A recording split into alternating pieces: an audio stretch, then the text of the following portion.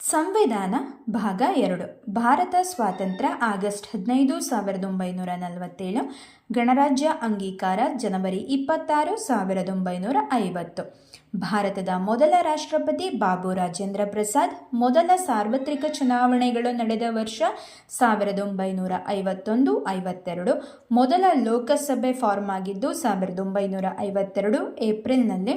ಪ್ರಥಮ ಲೋಕಸಭೆಯ ಅವಧಿ 17 ಏಪ್ರಿಲ್ 1952ರಿಂದ 4 ಏಪ್ರಿಲ್ 1957ರವರೆಗೆ. ಮೊದಲ ಚುನಾಯಿತ ಪ್ರಧಾನಮಂತ್ರಿ ಜವಾಹರ್ಲಾಲ್ ನೆಹರು. ಮೊದಲ ಲೋಕಸಭೆಯ ಸಭಾಪತಿ ಜಿ.ವಿ. ಮಾವಳಂಕರ್. 1951ರಲ್ಲಿ ಪಂಚವಾರ್ಷಿಕ ಯೋಜನೆಗಳನ್ನು ಜಾರಿಗೆ ತಂದವರು ಜವಾಹರ್ಲಾಲ್ ನೆಹರು. ಪಂಚವಾರ್ಷಿಕ ಯೋಜನೆಯ ಅವಧಿ 1951ರಿಂದ 56. ಭಾರತೀಯ ಸಂವಿಧಾನ ರಚನಾ ಸಮಿತಿ ರಚನೆಯಾದ ವರ್ಷ 1946 ನವೆಂಬರ್ನಲ್ಲಿ. 1946 ಸಂವಿಧಾನ ರಚನಾ ಸಭೆಯ ಹಂಗಾಮಿ ಅಧ್ಯಕ್ಷರು ಡಾಕ್ಟರ್ ಸಚ್ಚಿದಾನಂದ ಸಿನ್ಹಾ. ರಚನಾ ಸಮಿತಿಯ ಅಧ್ಯಕ್ಷರು ಡಾಕ್ಟರ್ ಬಾಬು ರಾಜೇಂದ್ರ ಪ್ರಸಾದ್. ಸಂವಿಧಾನ ಕರಡು ರಚನಾ ಸಮಿತಿ ಅಸ್ತಿತ್ವಕ್ಕೆ ಬಂದದ್ದು ಆಗಸ್ಟ್ 29, 1947. ಸಂವಿಧಾನ ಕರಡು ರಚನಾ ಸಮಿತಿಯ ಅಧ್ಯಕ್ಷರು ಡಾಕ್ಟರ್ ಬಿ.ಆರ್. ಅಂಬೇಡ್ಕರ್. ನಿಯಮ ರಚನಾ ಸಮಿತಿಯ ಅಧ್ಯಕ್ಷರು ಡಾಕ್ಟರ್ ಬಾಬು ರಾಜೇಂದ್ರ ಪ್ರಸಾದ್ ಹಾಗೂ ಚಾಲನಾ ಸಮಿತಿಯ ಅಧ್ಯಕ್ಷರು ಕೂಡ ಇವರೇ ಆಗಿದ್ದರು. ಹಣಕಾಸು ಮತ್ತು ಸಿಬ್ಬಂದಿ ವರ್ಗ ಸಮಿತಿ ಅಧ್ಯಕ್ಷರು ಅನುರಾಗ ನಾರಾಯಣ ಸಿನ್ಹಾ.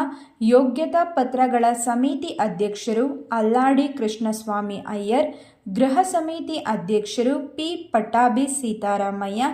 ವ್ಯಾವಹಾರಿಕ ಆದೇಶ ಸಮಿತಿ ಅಧ್ಯಕ್ಷರು ಕೆ.ಎಂ. ಮುನ್ಷಿ. ರಾಷ್ಟ್ರಧ್ವಜದ ಮೇಲಿನ ಆಡ್ ಹಾಕ್ ಸಮಿತಿಯ ಅಧ್ಯಕ್ಷರು ಡಾಕ್ಟರ್ ಬಾಬು ರಾಜೇಂದ್ರ ಪ್ರಸಾದ್. ರಾಜ್ಯಗಳ ಸಮಿತಿ ಅಧ್ಯಕ್ಷರು ನೆಹರು.